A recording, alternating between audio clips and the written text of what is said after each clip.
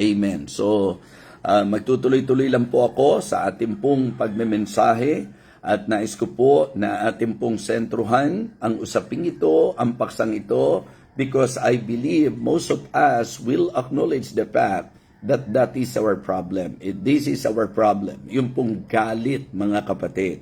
At yun po ang reason kung bakit ang sabi ko, maganda po na ito ay ating mabigyan ng lunas. Naniniwala akong sasang-ayon kayong lahat that anger is very powerful. Yes, napaka-matindi po ang epekto ng galit. Ano po? Anger is powerful, but it is poor at producing righteousness. Mga kapatid, yung bang nawawala tayo sa katuwiran? Dahil ang sabi nga po, for the wrath of man worketh not the righteousness of God. Kaya nga sa Biblia po, tinuturuan tayo. Ang sabi po, be ye angry and sin not. Let not the sun go down upon your wrath. Ang sabi po, wag nating hahayaan na lumubog ang araw sa ating galit. Ano man ang dahilan nito, ano man ang ikagalit natin. Kasi para sa akin, it is but natural for us na nagagalit tayo. Yung naturalesa po natin bilang tao, yun po ang ating human tendency na tayo po ay magalit. So sa anuman pong dahilan, pwede po na may ikagagalit po ang tao. But listen, ang ating pong talata ay nagpapaalala na ang sabi po, magmakupad tayo sa galit. Wag naman yung easily, wag dikibot, galit po tayo. At yan po ang paalala na magandang tanggapin po nating lahat, including your speaker. Ako po na nagsasalita sa inyo, ito po'y magandang paalala rin po sa bawat isa, mga kapatid, maging sa inyong lingkod. Ang sabi po ni James, wherefore, my beloved brethren, let every man be swift to hear, slow to speak, slow to wrath. And then he emphasized, for the wrath of man worketh not the righteousness of God. Yung galit daw po ng tao, mga kapatid, yan po kailanman ay hindi po gumagawa ng katuwiran ng Panginoon, lalo na kung ito po'y galit ng hindi naaayon sa kalooban ng Panginoon. Meron kasing tinatawag na righteous anger. Yung righteous anger. Sabi ko nga, meron po akong ikinonsider na mensahe o puntos doon po sa Ephesians chapter 4, diba? Verse number 26 na sinasabi po, be angry and sin not. Let not the sun go down upon your wrath. Ipinakita ko po doon na meron pong Christ-permitted anger. Yun po yung Christ-like anger, mga kapatid. Yung Christ-permitted anger. Pero ito po ay correct anger and controlled anger. So, yun po. Magandang i-consider po natin ito. Yung pong Christ-permitted anger, ito po yung Christ-like anger. Ito po yung galit na katulad ng galit ng ating Panginoon. Ano po ba ang patungkol sa galit ng Panginoon? Correct anger. Nagagalit po siya, pero ang galit po niya ay tamang pagkagalit. Okay? At ang importante din po, ito'y controlled anger. Hindi yung naglipat araw na, naglipat linggo na, naglipat, di ba? Buwan na, naglipat taon na. So, at lumipas na rin ang napakaraming panahon, nandyan pa rin po sa ating puso ang galit. So, ito po ang gusto kong ipagministeryo po sa bawat isa po sa atin. Ngayon, ano po ba ang magandang cure para sa tinatawag nating anger? Ano ang pinakamagandang lunas doon po sa ating pagiging magagalitin, o kaya para mapahupa ang galit natin, mawala po ang galit natin, mapagtagumpayan po natin ang galit po natin. So, number 1, consider our faults. Consider our faults. Mga kapatid, para po medyo mahimasmasan po tayo, kasi hindi ka naman magagalit nang hindi po nagkamali ang tao sa iyo, o wala pong nagawa ang tao sa iyo, wala kang inisip na nagawa ang tao sa iyo. So, ang gusto ko pong maging punto dito po sa ating unang bahagi ng pag-aaral, ang isa sa maganda po na magiging luna sa pagkagalit natin ay yung isaalang-alang po natin ang pagkakamali natin. Sa Biblia po kasi, ang sabi po, for all have sinned, di ba? And come short of the glory of God. Ibig sabihin, yung ideyang for all have sinned, lahat ng tao nagkasala at lahat ng tao nagkakasala. Okay?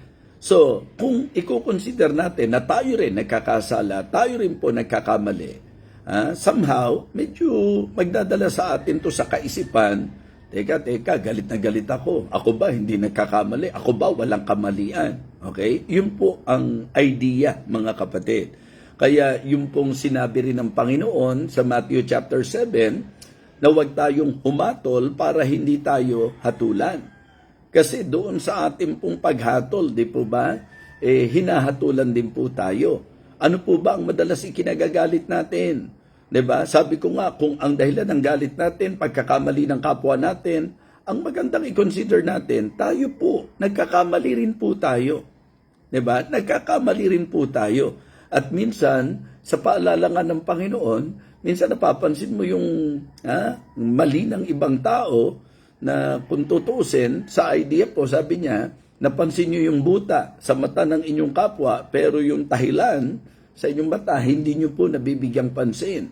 So, mga kapatid, mga minamahal, I believe magandang punto po ito sa usapan ng luna sa ating pong galit.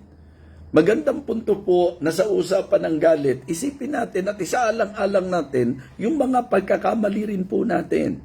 May nakapagsalita ng hindi tama sa atin, i-consider nyo po, tayo po ba'y hindi nakapagsasalita ng hindi tama? May mga pagkakataon po na talagang, sabi ko nga, whether intentionally or unintentionally, may mga tao pong nakasakit sa atin, tayo po ba hindi nakakasakit? So, for me, this is a very simple point na po pwedeng magpaalala sa atin, teka, bakit ba ako pag nagalit, sobra-sobrang magalit, ako ba'y hindi nagkakamali? So, consider our faults. Mga kapatid, maganda rin po sa usapan ng cure sa ating pong anger, control our feelings. At ito po ay true yielding sa banal na spiritu. Kasi kung tayo lang, mahirap po na makontrol po natin ang ating mga sarili. So we need the strength of God, we need the power of God para makontrol po natin ang mga sarili po natin. Kasi ang damdamin po, natural yan eh. Hindi ba? Tayo po, lalo na sa kasagsagan ng pangyayari, ang tawag po natin dyan yung emotional outburst. Na minsan yung kakulangan ng kakayahan natin na makontrol ang sarili natin, kumakawala po yan. Ang sabi nga po ni James, according to James, for the wrath of man worketh not the righteousness of God. So I for one can say na talagang pag hindi natin natutunan na kontrolin yung damdamin natin, mga kapatid, ano po ang posibleng salita na lalabas sa bibig natin? Ano ang po pwedeng maging action po natin, mga kapatid? Kaya pag hindi natin natutunan na kontrolin ang ating damdamin, ang tendency po, magsasalita na po tayo ng masasamang salita, kikilos na po tayo ng hindi magagandang kilos, mga kapatid, to the point na pwedeng makapanakit po tayo, po pwede po mga kapatid na makapanira po tayo. So, we better control our feelings, mga kapatid. Learn to control our feelings. So, ang pinakamagandang gamot sa galit po natin ay ang matutunan nating kontrolin ang damdamin natin. Huwag kang magpapadala sa tinatawag nating bugso ng iyong damdamin. Mga mag-asawa, natural lang po na magkakaroon kayo ng conflict, magkakaroon kayo ng misunderstanding. Pastor, miyembro sa miyembro, kapatid sa kapatid, kaibigan sa kaibigan. Hindi po tayo mga perpekto, kaya tinitiyak ko po na darating ang time, magkakaroon po tayo ng mga misunderstanding. Pero huwag kayong magpapadala sa damdamin po natin, sapagkat hindi po tayo dadalin ng damdamin ng galit sa katuwiran ng Diyos. So kaya ang susi, control. And then, the best way to control our feelings, to control our emotion, is the Holy Spirit. Diba? Ito po ang po pwedeng makakontrol. Yield. Diba? Yield yourself. Yielding to the Spirit. Sapagkat yun po ang masasabi nating bunga ng banal na Spiritu. Sabi nga ng Bible, diba? He that is slow to anger is better than the mighty. Yun daw pong mga nakakakontrol ng galit nila, daig pa nila, yung talagang mga mighty. So, kaya ang akin pong suggestion, mga kapatid, yung bang ang pakinggan po natin, hindi yung bugso ng damdamin, hindi po yung sigaw ng damdamin, kundi yung pong bulong ng banal na Espiritu. It is very important for us to submit and to yield sa banal na Espiritu sapagkat ang banal na Espiritu po ang makatutulong para tayo po ay magkaroon ng tinatawag na self-control or temperance, di ba? Yun po yung sinasabi ng Galatians chapter 5. Kaya nga, mga kapatid, hindi lamang sa mga masasabi po nating lust or pleasure, ang idea po ng Galatians chapter 5, kundi sa idea ng gawa ng laman, kasama rin po dyan yung mga tinatawag nating galit, kapuutan, yes. Kaya sa Biblia, ang sabi po,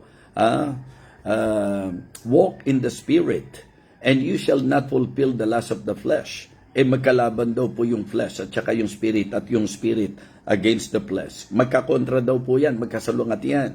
Kaya ang pinaka magiging lunas po ay ang magpakontrol tayo sa banal na Espiritu. So, una na tinatalakay po natin, okay, sa mga ngayon lang po nakapasok, ang topic po natin is about anger at ang particular na tinatalakay po natin is the cure for our anger. Yung ating pong lunas sa pagkagalit, mga kapatid. At ang unang puntos na tinalakay po natin, consider our faults. Kasi makatutulong po sa atin, mga kapatid, na lagi nating isipin na kapag kami nagkamali sa atin, nagkakamali rin tayo. Pag nakapagsalita tayo ng hindi maayos o nakapagsalita ang kapwa natin ng hindi maayos sa atin, ganun din naman po, even without intention, nakapagbibitaw tayo ng salita. Minsan nga, kala natin biruan lang, pero nakapanakit po pala tayo ng kalooban. So, ibig sabihin, consider your faults. Matuto ka na atin pong i-consider, isaalang-alang yung atin din pong pagkakamali. So, that is number 1, consider our faults. Second, mga kapatid, control our feelings. Atin pong matutunan na kontrolin ang atin pong damdamin. Kaya nga sabi ko kanina, ibabalik ko lang po, kapag tayo nagpapadala sa galit, sa bugso ng ating damdamin, mga kapatid, ang mag-asawa po, pagka nagkaroon ng tinatawag nating damdaming hindi maganda sa isa't isa, ang isinisigaw ng damdamin yan, maghiwalay na tayo. Diba? Sa magkaibigan, ganun din po. Diba? Sa mga maraming relasyon, kapag po hindi natin natutunang mag-control ng damdamin po natin, maniwala po kayo, mga kapatid, talagang ang magiging karaniwang mangyayari po, sira ang relasyon. So kaya it is very important for us to learn how to control our feelings, and the Holy Spirit is the best cure, mga kapatid. Yung pong yielding to the Spirit of God, submission. Diba? Yung pagsasubmit sa banal na Espiritu, importante. But the fruit of the Spirit is love, joy, peace, diba? Long-suffering, meekness, temperance, gentleness. And doon po yan, self-control. So kaya, be ye angry and sin not. Let not the sun go down upon your wrath. Tapos ang kasunod na po doon, neither give place to the devil. Marapati niyo po na paalalahanan ko ang bawat isa sa atin sapagkat sa totoo lang po, sa buhay natin, kapag po binigyan na natin ng kahit konting pagkakataon ang dyablo. Halimbawa po, doon nga sa idea ng hindi natin pagkontrol sa damdamin natin. Siyempre, dalawang bagay lang po yan. Pag hindi mo na control ang damdamin mo ang kokontrol sa'yo. At pag sinabi natin yung damdamin mo ang kokontrol sa'yo, yan po ang magdidirect sa'yo. Diba? Yung damdamin mo magdidikta sa'yo. Sasabihin ng damdamin mo, sigawan mo siya. Sasabihin ng damdamin mo, murahin mo siya. Sasabihin ng damdamin mo, diba? Pagsalitaan mo siya ng masama. At sasabihin ng damdamin mo, saktan mo siya. Sasabihin ng damdamin mo, diba? So, minsan, yung damdamin mo, dadaling ka pa niyan sa prayer. Opo. Pero yung prayer na ikasasama nung kinagagalitan mo. So, mga kapatid, mga minamahal, ito po ay isang napakahalagang aral ng Biblia na dapat nating matutunan. Yung bang paano ko makokontrol ang damdamin ko? Yan po ang problema ko. Yung hindi ko po makontrol ang damdamin ko. Pagka po ako napagsalitaan, kapag po ako nagawa ng hindi maganda, talagang sumasabog po kaagad ako. Kaya nga may mga talata sa Biblia na dapat nating gamiting gabay. Let every man be swift to hear, slow to speak, slow to wrath. Bakit pa may ganung paalala? Kung hindi po alam ng Diyos na ang tendency natin being human ay ang sumabog at magkaroon po ng tinatawag na emotional outburst. So kaya sa counseling, importante yan na ipinapaalala, wag kang gagawa ng desisyon sa panahong ikaw ay nasa rurok ng iyong emosyon. Diba? Wag gagawa ng desisyon sa panahong nasa tindi ng emosyon. Kapag po yung emosyon natin talagang, di ba? Kasi pag galit ka, ang gusto mo, maghiwalay na tayo, ang gusto mo, kalimutan na natin ang isa't isa. Wala na tayong pakailaman sa isa't isa. Yan po ang mga masasabi po nating dikta ng galit po ng tao, ng damdamin ng tao. Sa panahong galit po tayo, hindi ka didiktahan ng damdamin mo na mag-I love you sa panahong galit na galit ka. Kaya nga, importante yung control. Consider our faults, control our feelings. Wag na wag magpapadala sa bugso ng damdamin. So, by the way, meron po akong yung isang bagay na magandang ma-share lang po sa inyo. Sa totoo lang po, ako po ay nag-e-enjoy sa sa firing, shooting. Okay? So, nag-e-enjoy po ako. Natutuwa po ako kasi fellowship time po namin yan ng ilang mga pastor. And then, kung tutuusin po, pagka ikaw po ay naging gun owner, ibig sabihin, kapag meron ka niyan, so dapat may, yung sense of responsibility. So, yung responsible gun ownership, mahalaga po yan. Kaya bago ka makakuha ng nung LTAP, nung license na magkaroon po niyan. So, marami po at kasama po dyan yung neurotest. At ang isa sa pinaka-sentro ng tanungan dyan, ikaw ba'y madaling magalit? At kapag ka nagalit ka ba, nakokontrol mo ba yung damdamin mo? So, something like that. Pero alam nyo po, basta ang itinatakos sa isip ko, kasi outlet ko lang po yan, release ba? Pagka may mga pagkakataon pong masarap din na yung mga kapwa mo pastor, nagkakaroon kayo ng time para mag-fellowship. Pero kahit na po meron akong PTC, preferably, hindi po ako nagdadala niyan. Kasi ang katwiran ko po, baka mamaya, imbis na maging pasensyoso ka, kapag may pinangahawakan ka, ang tendency, baka i-drive ka ng emosyon mo at ipangahas mo. Kasi ang tao pag galit na at hindi niya kontrol ang damdamin niya sa galit niya, kung ano-ano na may isip niyan. Kaya mga kapatid, tulungan din po natin ang ating pong sarili na huwag tayong magpapadala sa bugso ng damdamin natin. Ikatulad ng sinasabi ko, tao po tayo, yun po ang natural natin. Diyan ngayon papasok ang pagiging Kristiyano natin. Ano pong kinalaman ng pagiging Kristiyano natin? Na meron tayong Espiritu ng Diyos. At yung pong spirit na yun ang dapat kumokontrol po sa atin. So, hindi dapat emosyon, hindi dapat feelings natin ang kukontrol sa atin, kundi dapat bilang Kristiyano, kontrolado tayo ng Banal na Espiritu. Ngayon, idinidiin ko po ito kasi sa totoo lang, ito ang karaniwang problema. Kaya nga pinag-uusapan natin yung cure for our anger because ito talaga ang kadalasang problema na pag hindi nalunasan ng galit, mga kapatid, ang tendency po natin, tayo po ay dadalhin ng ating pong hindi magandang damdamin sa mga hindi magandang sasabihin at hindi magandang gagawin. So kaya, importante itong itinuturo po natin. Yung pagkukontrol ng ating pong feelings, mga kapatid.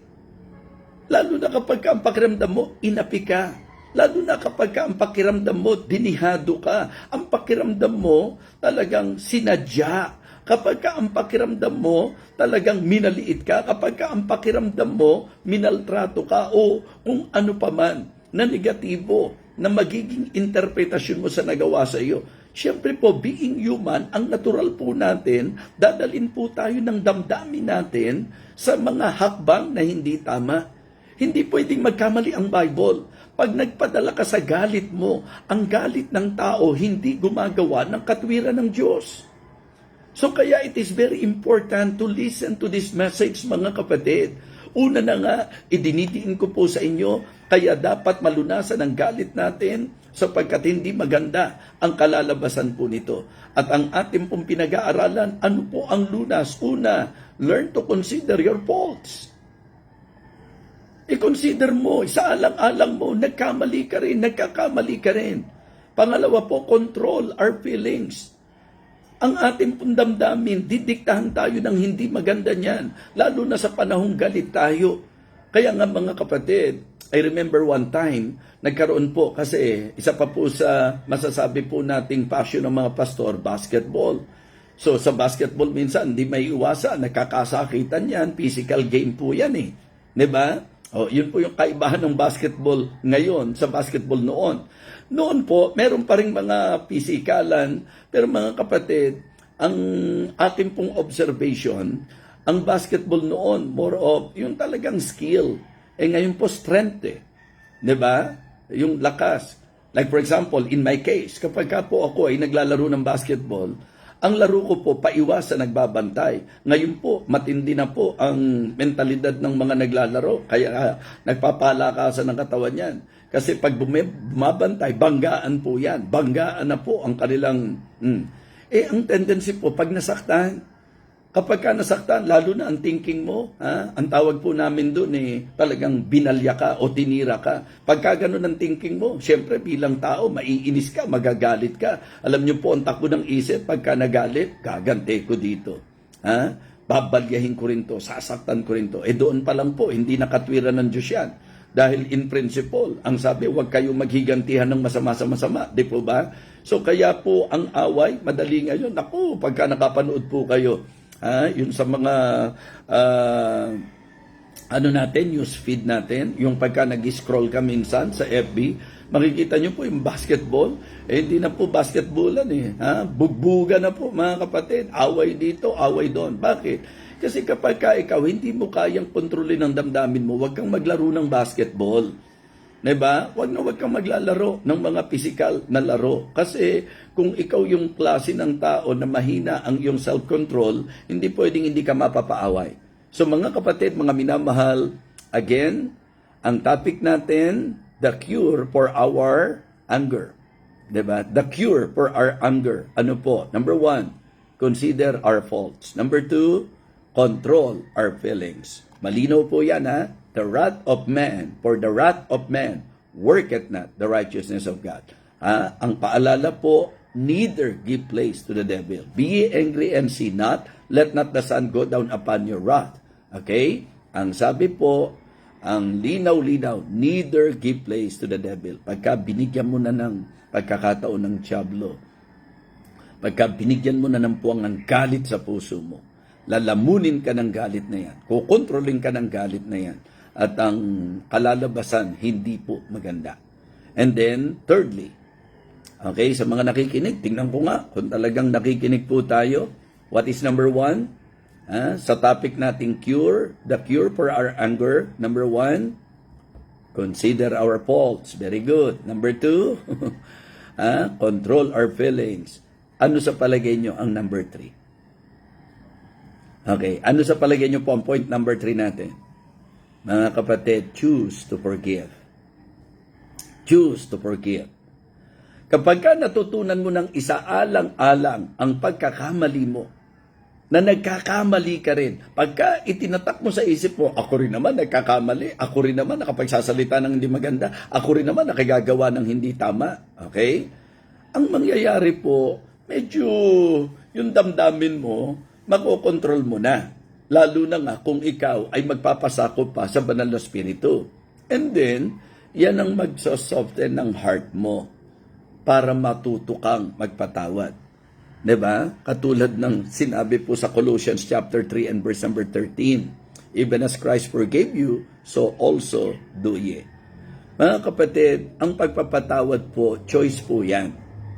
Diba? Choice po yan. Pagpapasyahan po natin yan, mga kapatid. Kaya nga para sa akin po, ang ganda-ganda talaga ng Ephesians chapter 4, diba? Verses 31 and 32. Na sinasabi doon, let all bitterness and wrath and anger and clamor and evil speaking be put away from you with all malice. Yung verse number 32, yun talagang dapat ina-apply eh. Yun ang dapat ina-apply po natin. Yung verse number 32, diba? And be ye kind one to another, tender-hearted, forgiving one another, even as God for Christ's sake hath forgiven you. So, ang pinakamabisa na cure sa galit natin ay ang piliin natin lagi na magpatawad.